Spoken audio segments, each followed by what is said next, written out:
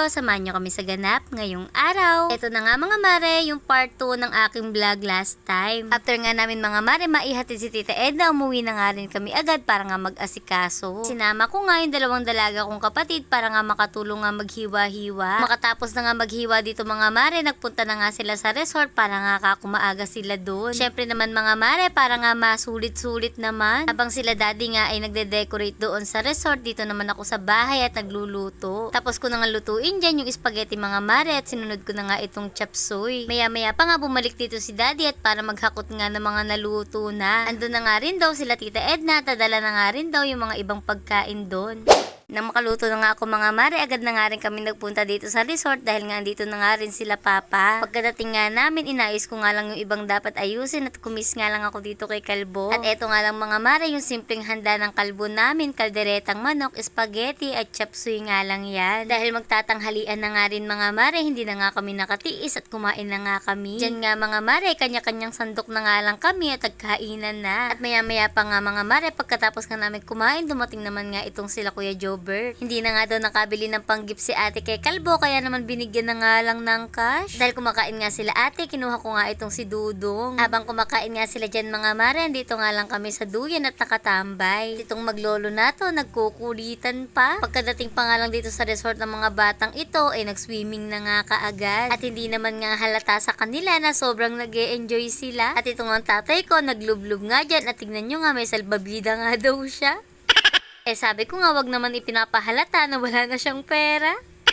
Dahil busog na nga ang mga person, ayan, por dalangoy-langoy nga lang sila dyan sa pool. Bandang hapon, eto nga, dumating na nga rin sila lola ate. Abala pa nga at may mga dala pa nga silang soft drinks. Kakain ko nga lang muna sila mga mare habang kami nga nila tita dito ay nakatambay naman. Maya-maya pa nga nagpaalam na nga rin sila papa at sila daw may pupuntahan pa, kaya naman mauuna na silang umuwi. Maraming salamat po sa lahat ng dumalo sa birthday ng Kalbo namin. Maya-maya pa nga mga mare, dumating na nga rin itong pinsan ko at may pinuntahan nga lang daw sila kaya medyo na late ng dating. Pagkaalis nga nila papa mga mare, por natambay lang ako dito sa kubo at pinakain ko na nga rin sila Joan dyan. Sobrang saya nga ng puso ko mga mare at hindi ko akalain na magiging ganito kasaya ang birthday ng Kalbo namin. Kaya maya nga dumating na nga rin yung biyanan ko, si Papa Edel. Aba, magtatampo talaga ang Kalbo namin pagka hindi pumunta ang kamukha niya. Dahil busy nga ang lahat, akala ko talaga ay wala ngang halos pupunta. Wala naman nga akong ibang bisita mga mare, kundi kami lang magkakamag-anak. At syempre dahil swimming to, mag-change outfit muna tayo. Init na nga rin ako dyan mga mare, kaya naman eto, por dalublub na nga ako dito sa pool. After nga napaglublub sa pool mga mare, nagutom nga ako, kaya eto, nanginain ako ng spaghetti. At habang nanginginain nga ako, por daharap nga lang ako dito sa mga tumatagay. Aba, bandang hapon nga ay umulan ng malakas. Pero hindi naman nga din nagtagal yung ulan mga mare, at huminto nga rin at eto nga susunduin namin si Tita Annalyn. Pinaahon ko na nga yung mga bata sa pool mga mare para nga ako ma-blow ni Kalbo yung cake niya. Thank you Lord sa panibagong araw ng batang ito. Thank you rin po at nairaos namin ng maayos yung kaarawan ng Kalbo namin. So ibigyan niyo pa po ng maraming birthday ang Kalbo namin na ito. At syempre dahil patuloy na ngang gumagabi mga mare, sulitin na nga natin ang araw na ito. Kaya naman mga mawe, samahan niyo kami mag-enjoy.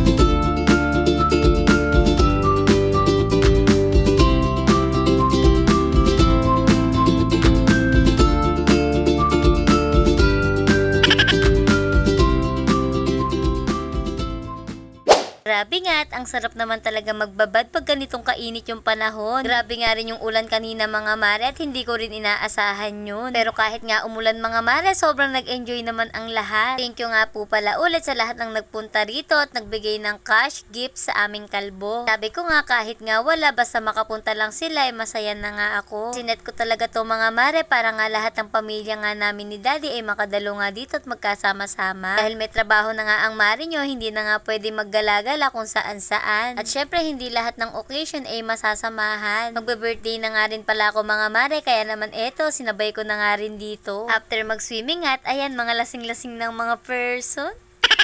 Abay, mga napapasayaw na nga. At yun lang muna mga mare for today's vlog. Bye!